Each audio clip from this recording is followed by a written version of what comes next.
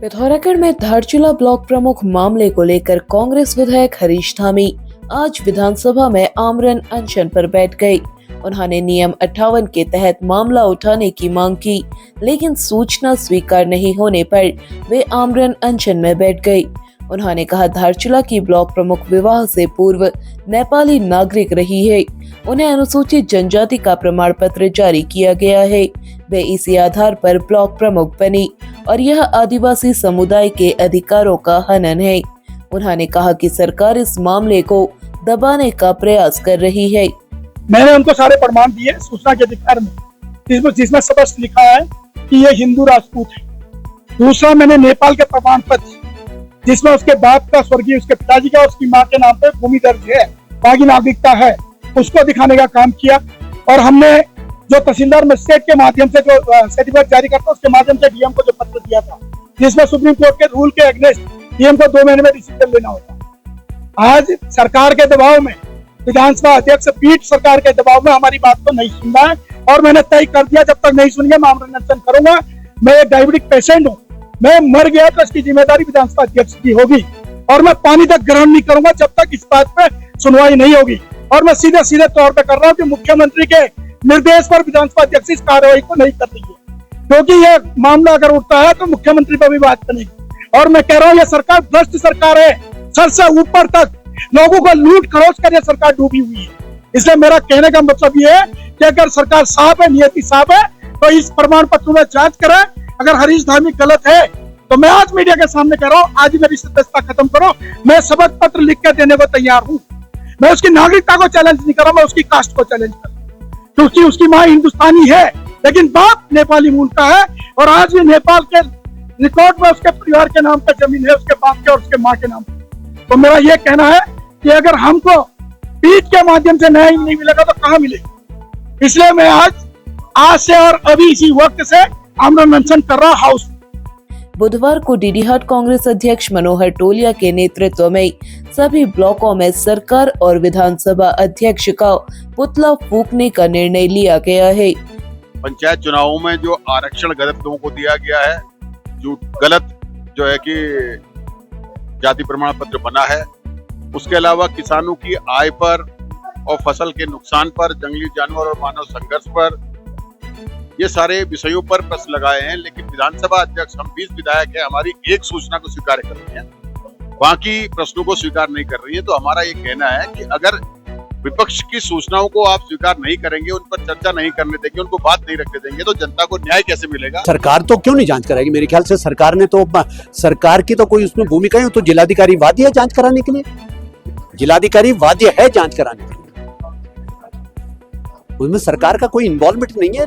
सरकार मतलब जिलाधिकारी सरकार का ही पार्ट है, तो जिलाधिकारी एज पर रूल वाद्य है जांच कराने के लिए। और जांच के लिए भी समय सीमा कोर्ट्स ने डायरेक्ट कर रखी है कि 2 महीने के अंदर ऐसी जांचें पूरी हो जानी चाहिए। कांग्रेस जिला अध्यक्ष मुकेश पंत ने भी इसकी कड़ी निंदा की है।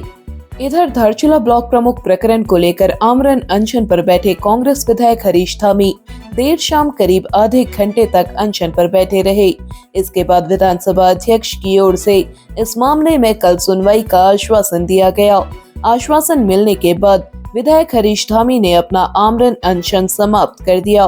उन्होंने कहा, यदि मामले में संतोषजनक कार्रवाई नहीं होती है तो आगे फिर आंदोलन किया जाएगा। अब पिथौरागढ़ में करें अपने बच्चों के उज्जवल भविष्य की शुरुआत पिथौरागढ़ के सबसे विश्वसनीय व भरोसेमंद स्कूल से, जहां बच्चों को मिलता है सुरक्षित माहौल, अनुशासन, स्मार्ट क्लासरूम और कॉन्सेप्ट क्लियरिंग के साथ आधुनिक शिक्षा। साथ ही खेल कूद, games, dance, music, art, quiz प्रतियोगिताओं से बच्चों में प्रतिभा निखारता है। JB memorial Manas academy, transforming skills into career. Nursery से 12th तक हर स्टूडेंट के लिए बेहतरीन मार्गदर्शन। एडमिशंस ओपन, आज ही संपर्क करें। सीमित सीटें उपलब्ध।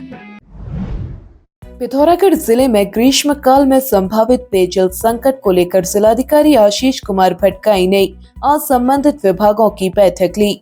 बैठक में जल संस्थान के अधिशासी अभियंता सुरेश जोशी ने बताया, नगर की 83,000 आबादी के लिए 12.89 MLD पानी की जरूरत है, जबकि पानी 10.75 MLD उपलब्ध हो पा रहा है। इस कमी को दूर करने के लिए वैकल्पिक व्यवस्थाएं की जा रही हैं। कुछ मोहल्लों में एक दिन के अंतराल में पानी दिया जा रहा है। वहीं डीडीहाट बेरीनाग मुंसियारी में पेयजल की समस्या की संभावना को देखते हुए टैंकरों से जल वितरण की व्यवस्था की गई है। जिलाधिकारी ने पेयजल लाइनों में हो रहे लीकेज को तत्काल ठीक करने, खराब पड़े हैंडपंपों को ठीक करने, ठुलीकाड़ से पेयजल आपूर्ति सुचारू रखने, आंवला घाट स्रोत को चैनलाइज करने के निर्देश दिए। बैठक में एसडीएम सदर जितेंद्र वर्मा सहित तमाम विभागीय अधिकारी मौजूद रहे। पिथौरागढ़ नगर के मल्लिकार्जुन स्कूल में मंगलवार को विज्ञान प्रदर्शनी का आयोजन हुआ।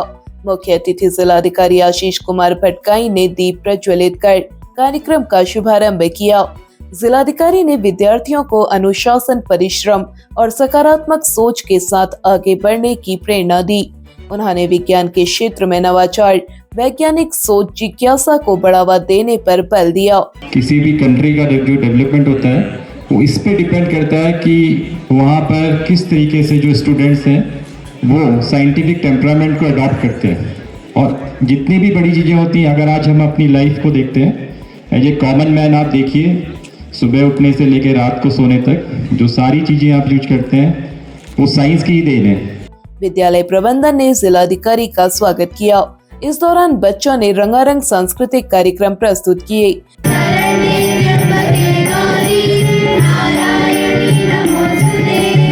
प्रधानाचार्य दीप्ति भट्ट ने अतिथियों का आभार व्यक्त किया। खटीमा में मंगलवार को चारूबेटा निवासी 19 वर्षीय समीर की ट्रेन की चपेट में आने से मौत हो गई।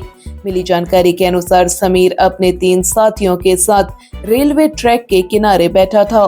पीलीभीत से खटीमा की ओर आ रही ट्रेन के नजदीक पहुंचने पर वह अचानक ट्रैक को पार करने का प्रयास करने लगा और ट्रेन की चपेट में आ गया। इस दौरान मौके पर ही उसकी मौत हो गई। बताया गया कि समीर मजदूरी करता था और 4 भाइयों में सबसे बड़ा था।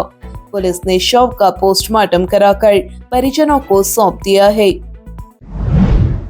अब बच्चों की पढ़ाई सिर्फ किताबों तक सीमित न रखें, इसलिए कॉन्फिडेंस, डिसिप्लिन और एक मजबूत भविष्य चुनें। स्मार्ट क्लास, अनुभवी टीचर्स, एक्टिविटी बेस्ड लर्निंग और बच्चों की सेफ्टी के साथ हम देते हैं क्वालिटी एजुकेशन का भरोसा। एडमिशंस ओपन नर्सरी से 12th तक सभी कक्षाओं में सीमित सीटें उपलब्ध हैं। आज ही अपने बच्चे का एडमिशन कंफर्म करें। Mallikarjun school, Pithoragarh, best start for a bright future.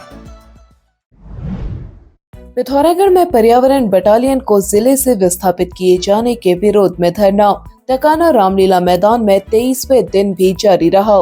मंगलवार को पूर्व सैनिक भगवान सिंह, गणेश पांडे, पूरन चंद्र, रामदत्त पाठक समेत तमाम लोग धरने पर बैठे। यूथ कांग्रेस के राष्ट्रीय पदाधिकारी ऋषेंद्र मेहर, मोनिका मेहर सहित तमाम लोगों ने धरना स्थल पर पहुंचकर आंदोलन को अपना समर्थन दिया। सबने ये ठाना है, पिथौरागढ़ में राज्य निर्माण सेनानी दिनेश गुरुरानी का अनूठा पौधारोपण अभियान 603वें दिन भी जारी रहा। उन्होंने मंगलवार को राजकीय उत्कृष्ट अटल आदर्श इंटर कॉलेज 84 में पौधारोपण किया। इस दौरान छात्र छात्राओं को खुमानी और अखरोट के पौधे वितरित किए गए। Nepal Indo T20 cricket tournament 12 मार्च से शुरू होगा।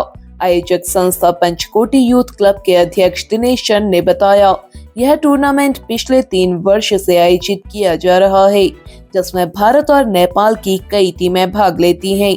उन्होंने बताया कि प्रतियोगिता बैतडी जिले के रातापाटा मैदान में खेली जाएगी। इस साल हमारे 12 टीम है, जिसमें इंडिया से और नेपाल से दोनों मिला के। इसमें हमारा नेपाल क्रिकेट संघ के एम्पायर आएंगे जो भी प्राविधिक में हैं, और 45,000 हमारा इंडियन फर्स्ट प्राइज है और 21,000 सेकेंड प्राइज है। और इस होना है ये बुड्ढाबाजे क्रिकेट मैदान रातामाटा में होना है ये गेम। 12 मार्च को प्रतियोगिता का शुभारंभ मेयर पुष्कर राज जोशी करेंगे। 19 मार्च को प्रतियोगिता का समापन क्रिकेट संघ के अध्यक्ष विनोद चंद द्वारा किया जाएगा। विजेता टीम को 44,000 रुपए और उप विजेता टीम को 21,000 रुपए की धनराशि प्रदान की जाएगी। पिथौरागढ़ जिले के नेपाल सीमा से लगे एक गांव में 14 वर्षीय बालक की संदिग्ध परिस्थितियों में मौत का मामला सामने आया है। बालक घर के भीतर फंदे से लटका मिला, जिससे क्षेत्र में सनसनी फैल गई। घटना के बाद परिवार में कोहराम मचा हुआ है और पूरे गांव में शोक का माहौल है। बताया जा रहा है कि बालक कक्षा 9 का छात्र था। मिली जानकारी के अनुसार इन दिनों उसकी परीक्षाएं समाप्त हो चुकी थी। मंगलवार दोपहर वह अपने दोस्तों के साथ घर के बरामदे में खेल रहा था। बताया गया कि उसकी मौत से पहले पास रखे मोबाइल में गेम चल रहा था। कुछ देर बाद वह अचानक उठकर घर के भीतर चला गया। काफी देर तक बाहर नहीं आने पर परिजनों ने उसकी तलाश की तो वह कमरे के अंदर पर्दे के कपड़े से बने फंदे से लटका मिला। बालक के पिता ने उसे इस हालत में देखा तो तुरंत नीचे उतारा और पास के अस्पताल से डॉक्टर को घर बुलाया गया, लेकिन जांच के बाद चिकित्सक ने उसे मृत घोषित कर दिया। गांव के कुछ लोगों का अनुमान है कि मोबाइल में गेम खेलने के दौरान उसने ऐसा कोई गेम खेला हो जिसके प्रभाव में उसने यह कदम उठाया हो। हालांकि घटना के वास्तविक कारणों की पुष्टि नहीं हो पाई है। मृतक के पिता किसान हैं और उसकी एक छोटी बहन भी है। इस घटना के बाद परिवार में मातम पसरा हुआ है, जबकि पूरे क्षेत्र में शोक की लहर है। फिलहाल घटना के कारणों को लेकर तरह तरह की चर्चाएं हो रही हैं। मनोचिकित्सक डॉक्टर ललित भट्ट ने बताया, अब परिजनों को अपने बच्चों पर विशेष ध्यान देने की जरूरत है। मोबाइल के दुष्प्रभाव ज्यादा आ रहे हैं। अब मोबाइल में इस तरह के गेमों को न रखें और बच्चों पर निगरानी रखें। पिथौरागढ़ में ऑप्टिकल गैलरी लाया है। अब हर चश्मे की खरीद पर मिलेगा आकर्षक डिस्काउंट और निश्चित उपहार। अब हफ्ते के 7 दिन ऑफर का लाभ उठाएं, जल्दी करें। ऑफर सीमित समय के लिए उपलब्ध। अब आप चैनल में न्यूज तथा विज्ञापन लगाने के लिए हमारे इन नंबर्स पर संपर्क कर सकते हैं। पिथौरागढ़ व उत्तराखंड से जुड़ी हर खबर को सबसे पहले देखने के लिए NIN को सब्सक्राइब करें। NIN, सबसे अलग, सबसे तेज। धन्यवाद।